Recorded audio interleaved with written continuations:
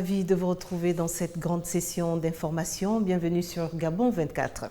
Sans plus tarder, les titres.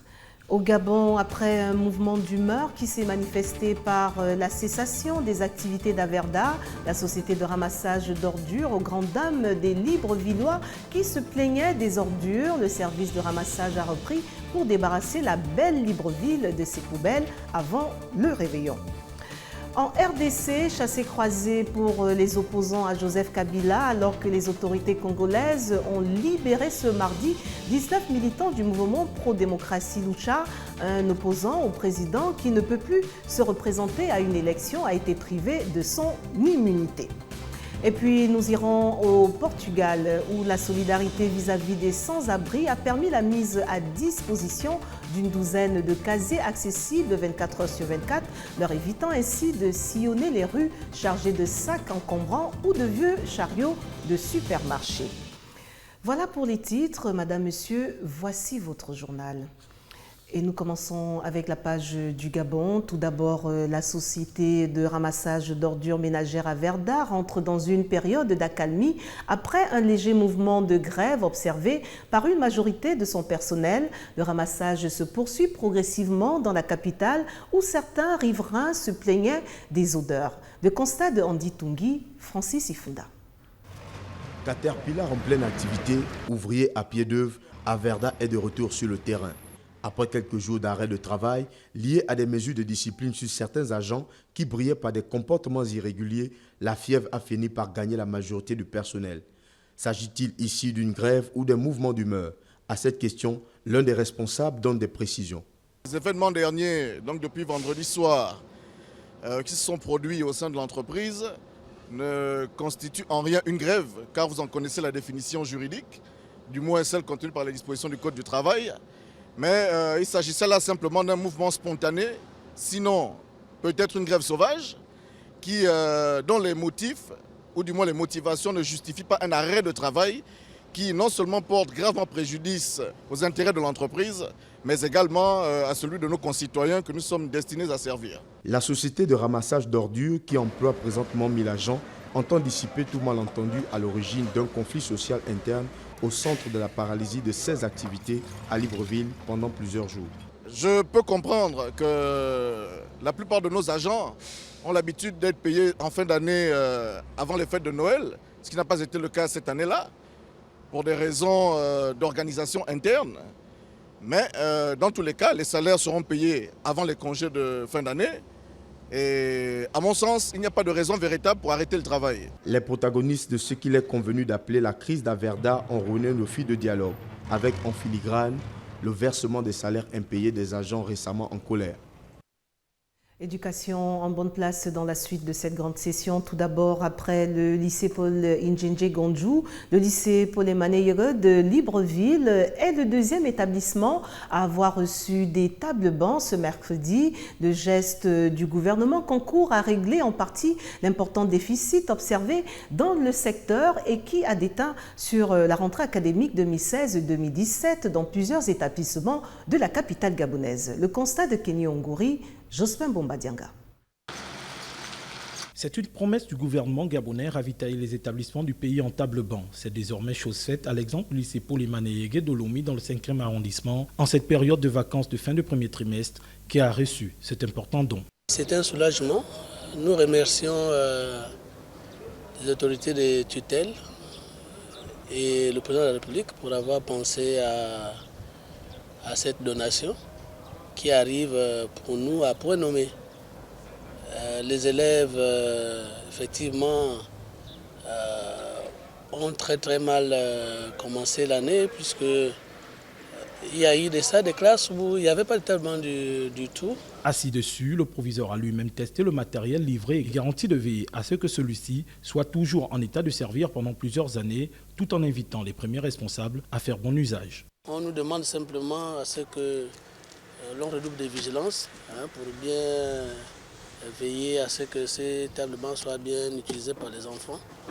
Mais aussi une invitation faite aux apprenants eux-mêmes.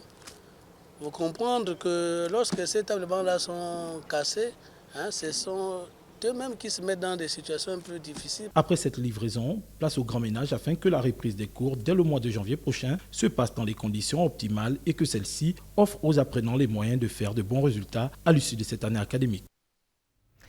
L'éducation au centre des travaux de la rentrée de l'Organisation syndicale des professionnels de l'éducation, l'OSPEN, ce mercredi. Occasion pour le président de cette organisation de mettre tout d'abord sur la table un certain nombre de points qui gangrènent ce secteur avant de proposer des éléments visant à améliorer l'éducation au Gabon. Retrouvons Kenny Ongouri sur les images de Jospin Bombadianga. Au centre de cette rentrée de l'Organisation syndicale des professionnels de l'éducation, OSPEN, la problématique de l'éducation sous le thème « La rentrée des classes est-elle encore une préoccupation nationale ?» Depuis 1990, notre école connaît un profond malaise. C'est pourquoi nos dirigeants devraient dépasser le cadre des intentions pour agir véritablement. Dans ses missions, l'OSPEN veille à la défense des intérêts de tous les acteurs du secteur de l'éducation, mais tient à dénoncer les travers ayant mené ce secteur à une certaine crise observée. Les causes à cette crise peuvent être nombreuses. La crise de l'autorité, elle a engendré une léthargie, une indolence, qui ont elles-mêmes donné force à des roitelets à tous les niveaux de l'administration et de l'éducation nationale. Par cette rentrée syndicale, l'organisation invite le ministre de l'Éducation nationale à mettre fin aux mauvaises habitudes qui gangrènent ce secteur à tous les niveaux.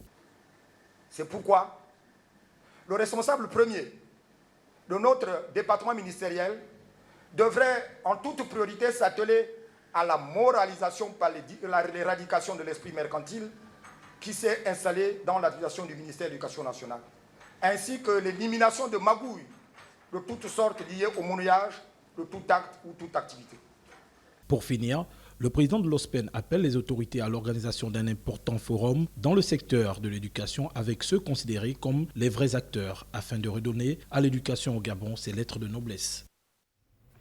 Le gouvernement gabonais vient d'interdire toute importation de produits avicoles en provenance de France sur son sol. Celui-ci entend garantir la sécurité alimentaire de sa population et valoriser le potentiel agricole de ses opérateurs. Pour y parvenir, des mesures strictes ont été adoptées. Des détails dans ce regard de Marina Boissa. Éviter l'introduction du virus aviaire H5N9 sur le territoire gabonais, tel est l'objectif visé par le gouvernement d'Ali Bongo Ondimba. Présent en France depuis le 16 décembre dernier, c'est une cinquantaine de foyers qui en seraient infectés. La mesure d'interdiction d'importation concerne principalement les animaux vivants, qu'ils soient des animaux sauvages ou les animaux de compagnie, des oiseaux de toute espèce qui puissent arriver sur pattes en République gabonaise, parce que comme vous le savez, l'influenza aviaire, c'est une maladie infectieuse des oiseaux sauvages et domestiques. Et donc, il n'y a pas de barrière à ce niveau. L'infection peut effectivement arriver sur le territoire national au travers de ces matériels. Afin de veiller à la mesure gouvernementale adoptée pour lutter contre la pandémie de la grippe aviaire, plusieurs points de contrôle ont été ouverts aux différentes portes des frontières du pays. Nous procédons au niveau des postes d'inspection frontières. Et nous en avons ici au niveau de Libreville, principalement au niveau du port d'Ovendo. Nous avons donc déployé nos agents qui sont déjà présents. Nous allons renforcer la vigilance à ce niveau pour pouvoir regarder de très près les produits alimentaires qui entrent. Ensuite, au niveau des frontières du Nord, celle du Cameroun, donc celle des Boro et de Meoké, l'Agence camerounaise de sécurité alimentaire est également présente, et également au niveau du port commercial de Port-Gentil. Donc ces équipes sont déjà rompues à la tâche. Nous avons des dispositifs qui sont déjà avérés et culés et nous allons tout simplement les renforcer pour faire en sorte que les produits qui rentrent en République gabonaise soient de très très bonne facture. Pour rappel, le Gabon est l'un des pays du continent africain où le virus de la grippe aviaire n'a pas encore été décelé. Le gouvernement souhaite donc préserver ce statut. L'exposition Made in Gabon se poursuit à Libreville. Depuis son ouverture, cet espace a connu une véritable mue. À quelques jours de sa fermeture, la rédaction de Gabon 24 vous propose un tour d'horizon avec au cœur l'entrepreneuriat au féminin et surtout le nouveau modèle économique qui reflète la richesse du pays. Deux points avec Ludmila Tuntum, Alexandre Nkwa. Des objets de décoration, l'agroalimentaire, des paniers et accessoires féminins, en passant par des masques et la restauration. Un régal pour les yeux et les papilles, c'est le menu de l'exposition Made in Gabon, lancée il y a plus d'une semaine à l'esplanade du supermarché Mbolo dans le 2e arrondissement de Libreville, où les exposants semblent satisfaits de leur rendement. Les consommateurs gabonais sont vraiment émerveillés de voir qu'au Gabon, il y a déjà une génération d'entrepreneurs qui s'intéressent à autre chose et qui font l'économie sociale. Donc nous faisons la transformation des produits locaux, aussi bien transformation industrielle que transformation agroalimentaire. Les ventes journalières, bon, au début de semaine, c'est un peu de ça. Il y a des visiteurs qui arrivent, qui achètent. On avoisine les 20 000, 25 000. Par contre, pendant les week-ends, on va dans les 30, 40. Le but que nous sommes ici, c'est faire la promotion de nos produits qui seront désormais installés dans le magasin Mbolo et vendus. Ils viennent visiter et achètent. Des visiteurs font leurs emplettes. Certains ménages font des provisions pour les fêtes de fin d'année. Ça fait du bien, ça fait plaisir de voir des Gabonais se lever pour décider de faire quelque chose de local. Jusque-là, ils restent les mêmes. Hein. On a toujours acheté le manioc là, à 2500, les cassadans à 1000 francs ou à 500, mais bon, abordable.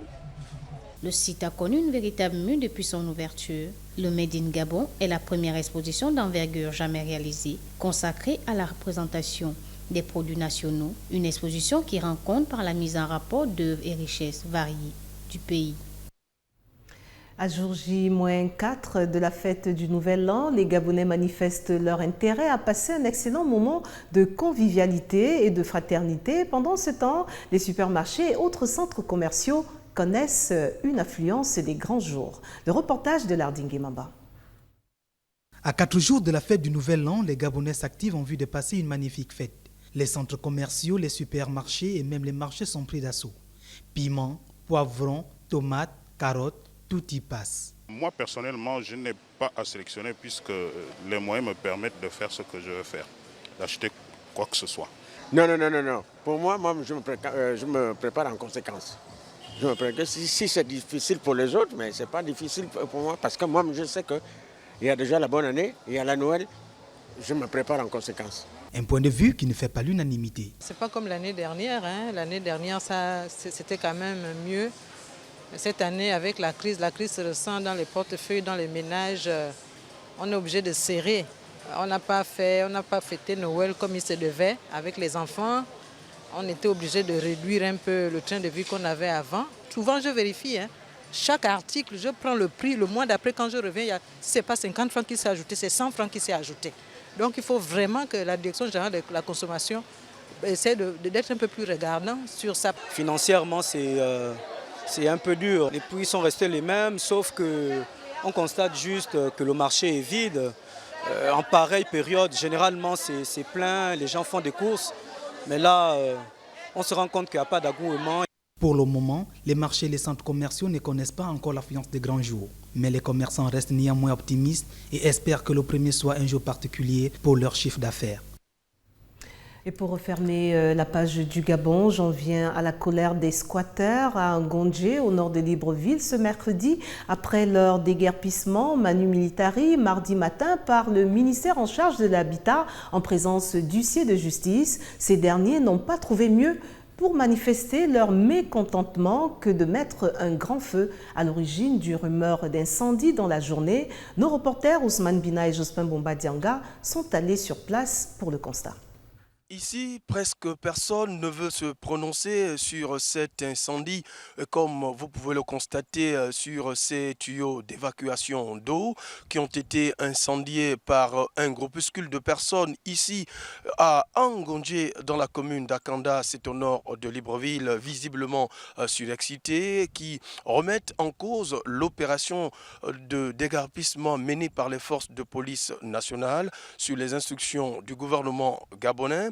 en ce qui concerne donc justement ce feuilleton d'occupation illégale des maisons d'Angondje.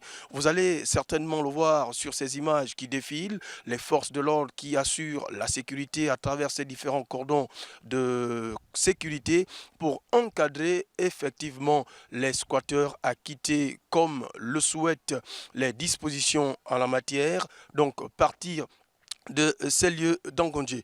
Pour l'heure, ce n'est que ces flammes encore qui restent donc de cet incendie sur ces tuyaux d'eau, ces tuyaux d'évacuation d'eau, allons-nous dire, contrairement à ce qui a été annoncé.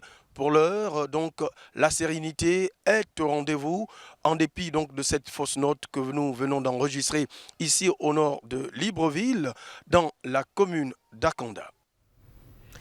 Place à présent à la page Afrique. Tout d'abord en RDC, les autorités congolaises ont libéré ce mardi 19 militants du mouvement pro-démocratie Lucha arrêtés lors de manifestations contre le maintien au pouvoir du président de la République démocratique du Congo, Joseph Kabila. Au-delà du terme de son mandat, a-t-on appris de sources concordantes. Le récit de Larissa Matsoum. La Lucha, mouvement pro-démocratie de la RDC, confirme la libération mardi de 18 de ses partisans, arrêtés le 21 décembre à Goma lors d'un sit-in devant le gouvernorat de la province du Nord Kivu, a déclaré Ghislain Mouiwa, l'un des responsables de ce mouvement. Une autre militante de Lucha, Gloria Senga, enlevée le 18 décembre à Kinshasa, est aussi libérée, a-t-il ajouté. Tout en s'inquiétant du sort de 5 camarades de Goma et 2 camarades de Mbunji Maï, qui sont toujours en détention.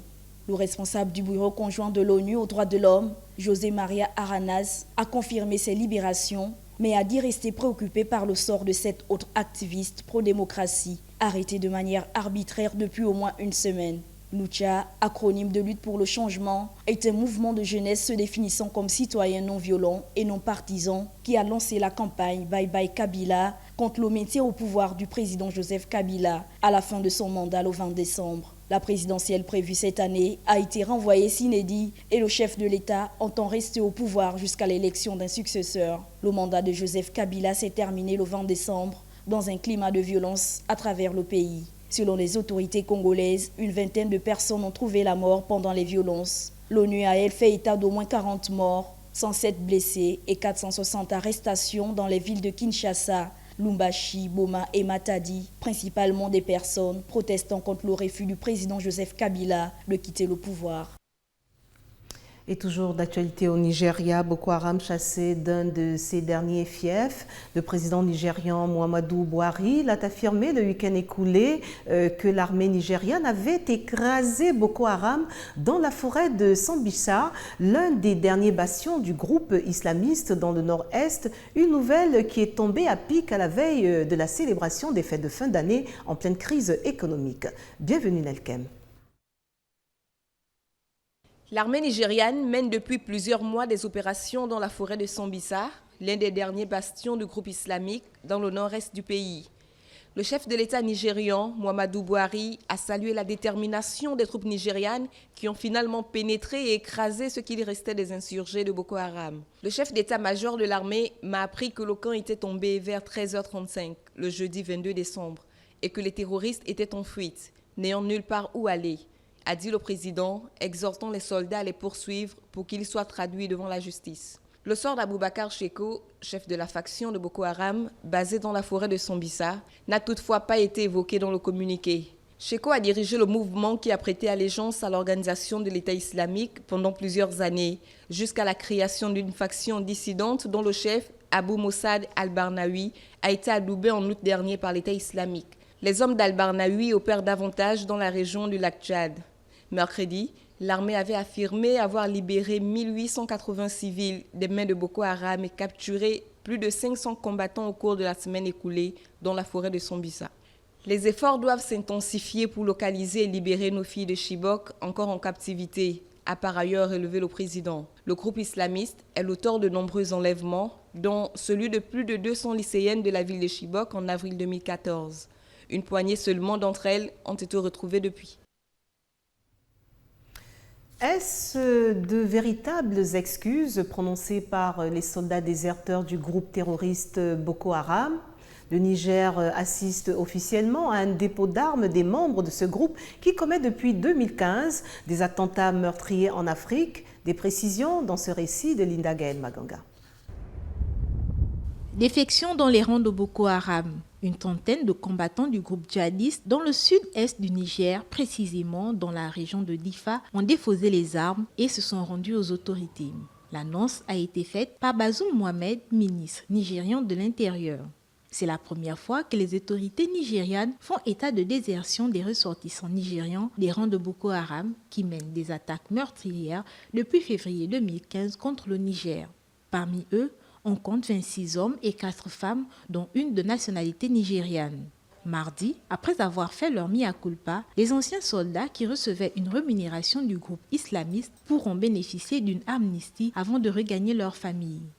Ils bénéficieront également d'un programme de déradicalisation et d'un projet de réinsertion socio-économique.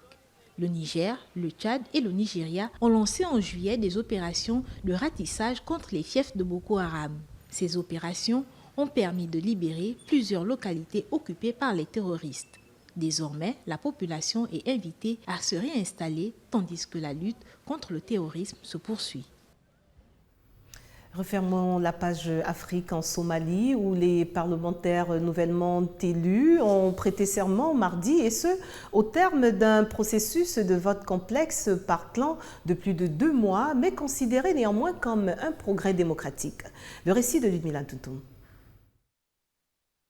Le nouveau parlement somalien a été intronisé sous très haute protection à Mogadiscio, dans un contexte de risque d'attentats mené par la rébellion islamiste somalienne des Chebab, toujours très élevé. Les 284 parlementaires élus ont prêté serment sous haute sécurité à l'académie de police de Mogadiscio. Après plusieurs reports, la cérémonie s'est tenue alors que le Somaliland n'a pas encore élu la plupart de ses représentants et qu'au moins 5 sièges des autres régions doivent être de nouveau soumis à un vote à cause d'irrégularités. Bien qu'il y ait plus de jeunes et plus de femmes dans ce nouveau parlement, le processus électoral somalien est de plus en plus décrié. Quelques 14 000 électeurs délégués sur les 12 millions de Somaliens ont voté en octobre et décembre pour des candidats généralement choisis à l'avance par le consensus et le représentant chaque clan ou sous-clan. Il s'agit cependant d'une avancée démocratique par rapport aux élections de 2012 où seulement 135 notables avaient désigné l'ensemble des députés. La création d'une chambre haute de 54 sénateurs nommés et l'introduction d'un quota de 30% de femmes parmi les parlementaires sont les nouveautés du scrutin de 2016. Les autorités somaliennes ont décidé à la dernière minute d'ajouter 18 sièges de sénateurs, portant le total à 72, provoquant l'agacement de la communauté internationale, soucieuse de l'intégrité du processus électoral.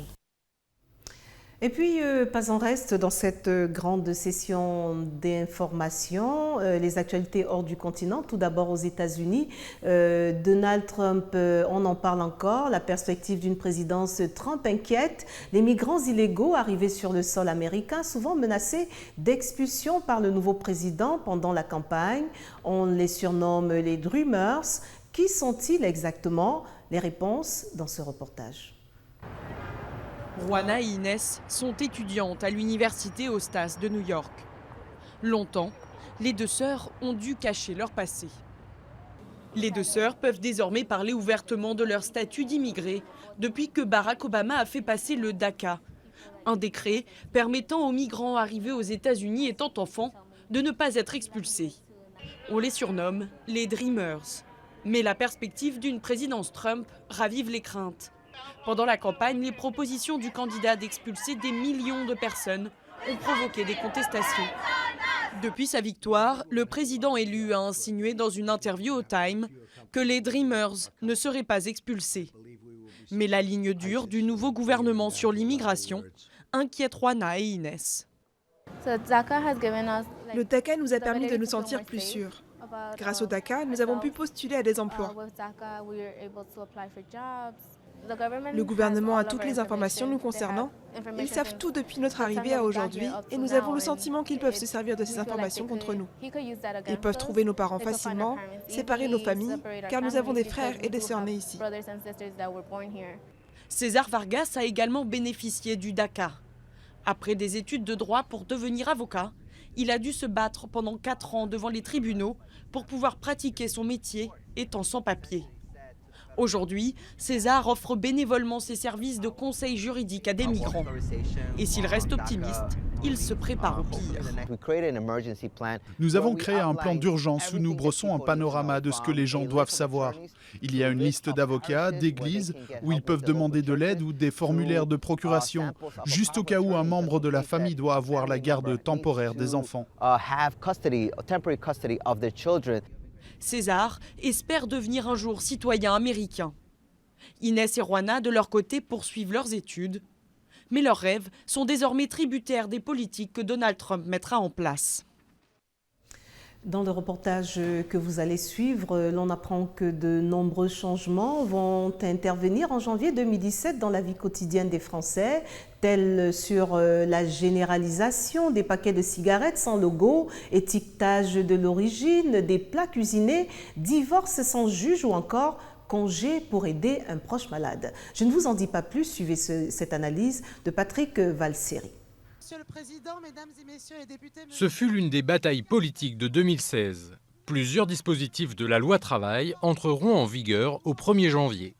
Concernant le temps de travail, les accords d'entreprise primeront désormais sur les conventions de branche s'ils sont signés par des syndicats qui représentent plus de la moitié des salariés aux élections professionnelles.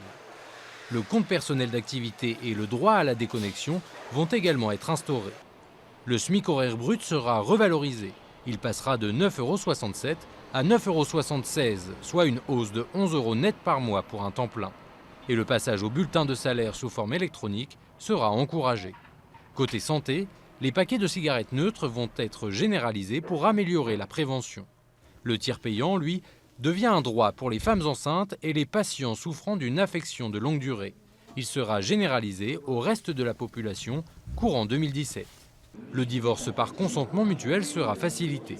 Plus besoin de passer devant le juge, il suffira d'établir une convention signée par les avocats et de l'enregistrer chez un notaire. Dans les supermarchés, l'information sera améliorée sur les ingrédients utilisés dans les plats préparés. Les sacs plastiques très fins, déjà interdits en caisse, vont disparaître des rayons fruits et légumes. Quelques augmentations de tarifs à prévoir. Le diesel gagnera 1 centime, tandis que l'essence baissera du même montant. Les prix du gaz prendront 5% pour les clients d'Engie, ex-GDF Suez. Autre augmentation, le prix du timbre ou encore la taxe terrorisme incluse dans les contrats d'assurance pour financer les fonds de garantie ouverts aux victimes. Enfin, coup de pouce pour les 16-25 ans qui pourront bénéficier de la garantie jeune, une allocation de 460 € par mois pendant 1 an pour ceux qui ne sont ni en emploi ni en formation. Et puis, je vous l'annonçais en titre, au Portugal, une douzaine de casiers accessibles 24 heures sur 24 sont mis à la disposition des sans-abri pour leur éviter de sillonner les rues pavées des collines de la capitale portugaise chargées de sacs encombrants ou en poussant de vieux chariots de supermarché. Ce sont de grandes armoires métalliques jaunes que l'on croise dans les rues de Lisbonne. Ici, on les appelle les casiers solidaires. Ils sont accessibles 24 heures sur 24 par les sans domicile fixe de la capitale portugaise. Un endroit rien qu'à eux où ils peuvent stocker leurs affaires en toute sécurité. Jorge Martins a 49 ans et vit dans la rue depuis 3 ans, après avoir perdu son travail et son logement. Là, vous avez de la nourriture, des pulls, mes chaussettes lavées, des habits propres si jamais je dois aller travailler, car il faut toujours être présentable. Et ici, je range d'autres trucs comme des biscuits, des fruits. C'est vraiment une solution d'une grande aide pour nous. Ce matin, Georges a rendez-vous pour une petite évaluation avec une responsable de l'association AK à l'origine de ce projet de casier, car cela fait seulement 15 jours qu'il s'est vu attribuer le sien. Êtes-vous satisfait de votre casier? Une note de 0 à 5. 5. Vous pensez qu'il est adapté à vos besoins quotidiens? Il manque juste une chambre, un salon et une cuisine. Le placard, c'est bon, je l'ai déjà. Pour nous, ces casiers sont une étape entre la rue et la perspective d'une vie meilleure, que ce soit dans la rue ou ailleurs. Ce que nous voulons avant tout, c'est que leur vie soit améliorée.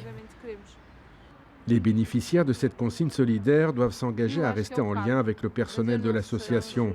Un contact régulier qui crée un rapport de confiance et permet ainsi d'aider ces sans-abri à obtenir des papiers, un accès aux soins et aux aides publiques ou même un logement. La crise qu'a traversé le pays a fait grimper le nombre de SDF. Au dernier recensement, ils étaient 800, comme Georges, à dormir dans les rues de Lisbonne. À ce jour, 24 casiers solidaires ont été installés à Lisbonne, financés à la fois par la mairie et par des dons à l'association. 36 autres doivent l'être l'année prochaine. Le rappel des titres avant de refermer cette grande session. Au Gabon, après un mouvement d'humeur qui s'est manifesté par la cessation des activités d'Averda, la société de ramassage d'ordures, aux grandes dames des Librevilleois qui se plaignaient des odeurs, le service de ramassage a repris pour débarrasser la belle Libreville de ses poubelles avant le réveillon. Nous étions en RDC, chassé-croisé pour les opposants à Joseph Kabila, alors que les autorités congolaises ont libéré mardi 19 militants du mouvement pro-démocratie Lucha. Un opposant au président qui ne peut plus se représenter à une élection a été privé de son immunité. Et vous l'avez vu à l'instant au Portugal, où la solidarité vis-à-vis des sans-abri a permis la mise à disposition d'une douzaine de casiers accessibles 24 heures sur 24, leur évitant ainsi de sillonner les rues chargées de sacs encombrants ou de vieux chariots de supermarché. Voilà, Madame, Monsieur, tout ce qui a retenu notre attention pour cette grande session. Au nom de toute l'équipe, merci pour votre fidélité. L'information continue sur Gabon 24, mais en attendant, n'oubliez surtout pas que quoi qu'il arrive entre-temps, gardez le sourire. Au revoir.